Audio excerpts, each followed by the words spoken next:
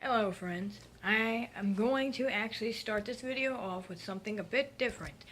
As you know, this channel is mainly about discussions and theories and other things of the sort, but I actually came across something quite recently, and although it's too late to play this, I will say that this video is going to cover something involving a game. Hold on.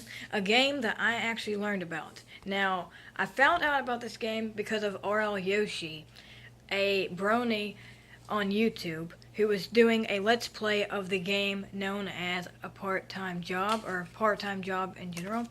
And it's created by the DA creator Samuel Kingsley. Now, those that actually kept up with Kingsley's DA are probably aware that there's no longer a download link to play this game.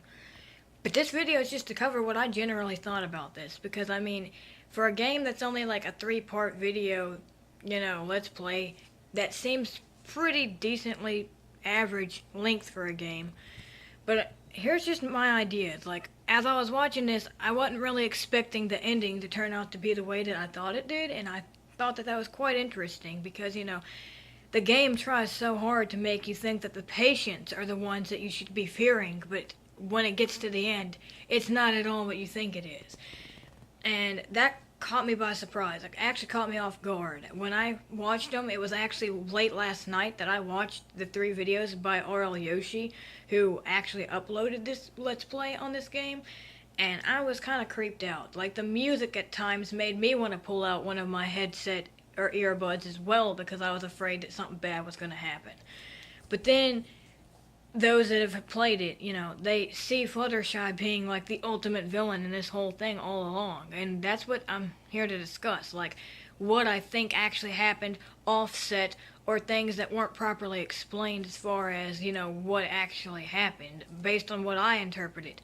Because you see, when you first go in, you don't really suspect anything and everything's normal. And then you get to a point in the game where the character, Pastel Sketch, starts hearing like a lot of weird noises in the middle of the night and keeps waking up at random times because she keeps hearing screams and chainsaw noises, which you then find out is definitely Fluttershy killing off the people, as she claims them to be let go to go out of the hospital when she really isn't letting them go. And then furthermore, you find out that they're actually being turned into like a Great American Horror Story freak show type things for a circus later on. But here's my thing. Here's my problem with this, though. The game is great. The story is interesting. But what I'm not understanding is if she doesn't have very much money to promise to give to her, employees, like 30, I think it said 30 million something bits or something was the price that they could have got for taking on this job. If she didn't actually have the money herself while running this facility, because she tells you later on that she's poor as well and had to make a deal with a circus owner type guy to be able to get the extra money just for her facility to keep running because she's not getting enough revenue in, then how exactly is her business even in business at all? Because, you can't have buildings on land and not make enough to support it, because eventually it gets closed down. So how did she not get in trouble by the law for this, for one thing?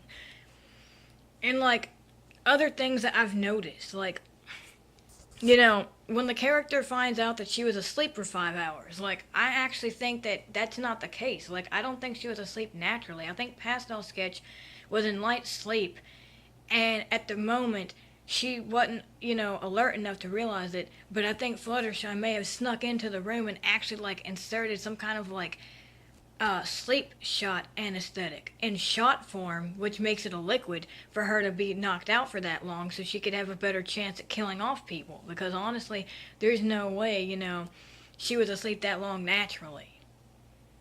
And the fact is, like I said, I was really caught off guard. I was not expecting Fluttershy of all people to actually be the one that was demonized into being the bad guy this whole time. But it does say on the wiki, don't trust those that are the nicest, which can be really confusing at times because some of the patients get real friendly with you.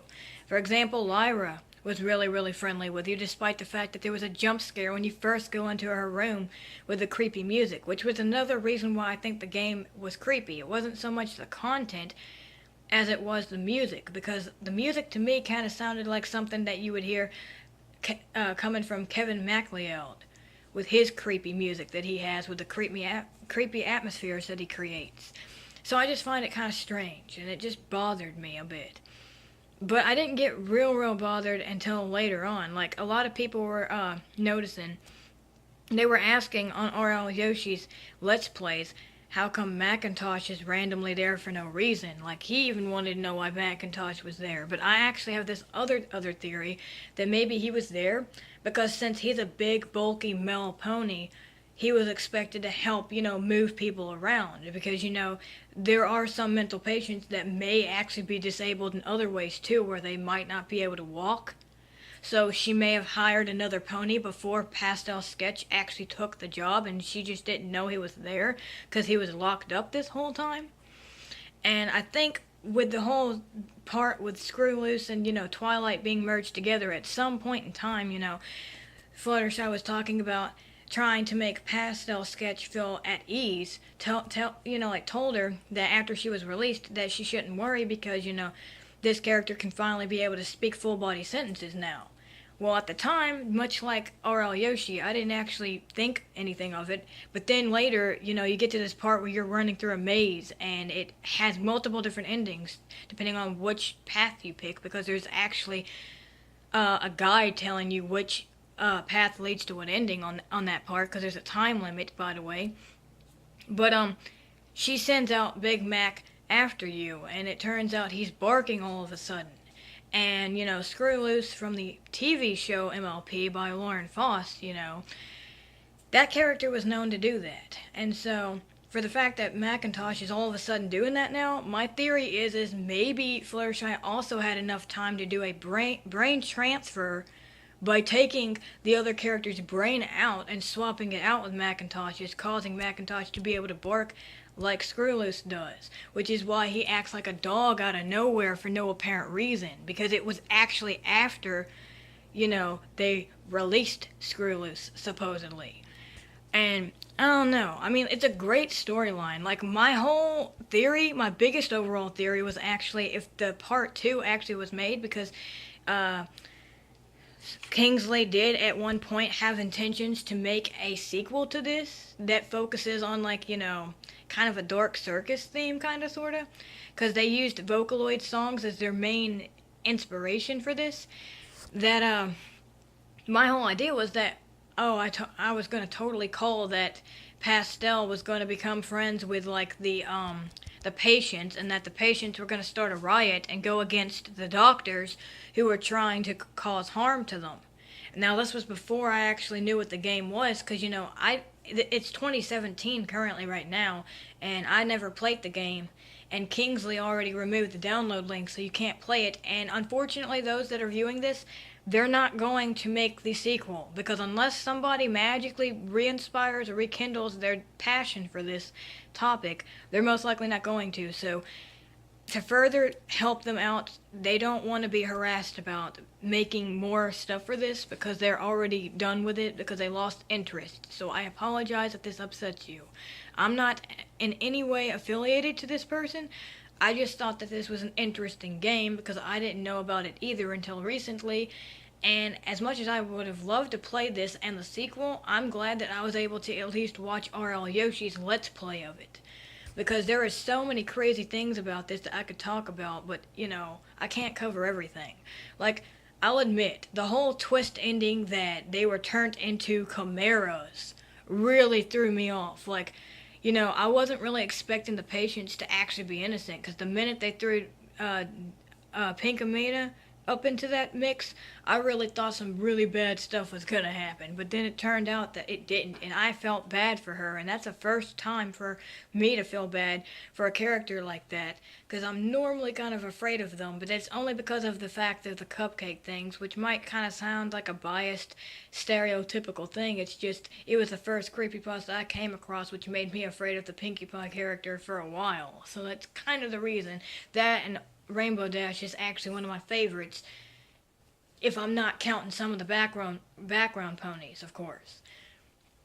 So yeah, if you were going to ask at all if that meant that I was a brony myself, being a guy myself, yeah, I kind of do collect some of the stuff for it. I do kind of like it, and I wish I could have been able to play this game, but thanks RL Yoshi for uploading the Let's Play at least, and thanks Samuel Kingsley for actually coming up with the idea to even make it in the first place, because at least, I was able to see what it looked like.